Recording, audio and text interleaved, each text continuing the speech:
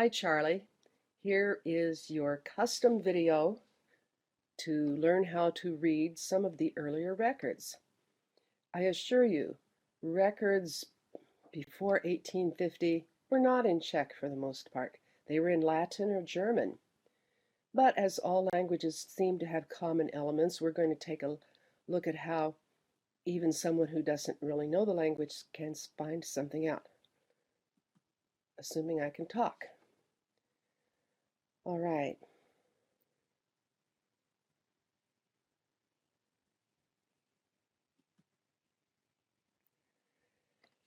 When we click on the link, it brings up the page. Oh, well, this looks very different than it did on my PC. While it's working, I'll come back here. We need to find the birth date for September 12th, 1760 for Katarzyna. And so, look, the months in Latin and German tend to be the same as ours. So I have very poor memory. What did I say? September 12th. So we can get down to September, and we only have two to look at. Now, anno, annual, that means year. 17th,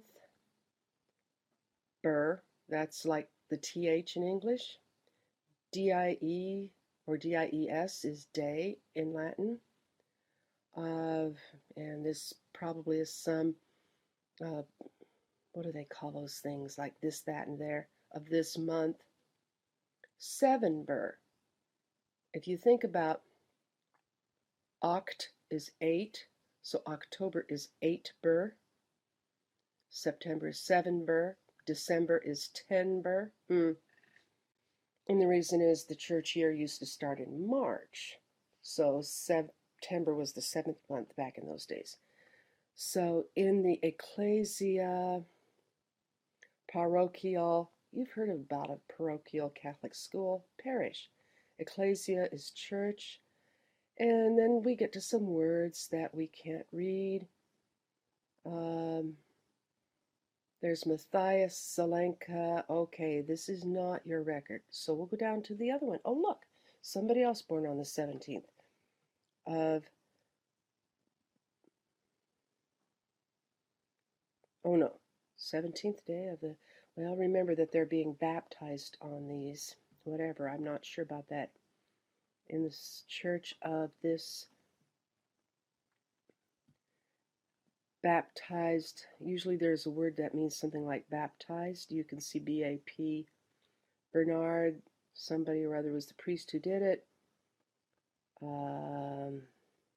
Katarzyna, Filia means daughter.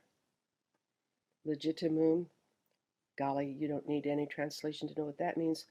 Johannes is Johann in German, Jan in Czech, John in English. And there's the name, Rachel. And Maria is the mother. They are the parents. Potter, P-A-R-E-N-T-E-S. You can read that, translate it to English easily. After that point comes the name of the sponsors. I tend to not look at the, well, Petrini are the sponsors. I don't know what that's saying there. And this is where you go to one of the websites. Ancestry has these checkboards. And you can say, I can translate this much, but I don't know what it says after this point. So, see, that wasn't so bad. You should go ahead and try to read these and find ones that aren't your relatives and read them. And you'll be surprised at how much you actually do pick up. And if you read the posts that are out on Ancestry, somebody will say, oh, I've been doing this for 3 years and I thought I was getting good at it, and now here's a word I can't read. And some of my own are out there, and I'm laughing at myself because it's like, okay, I was so off.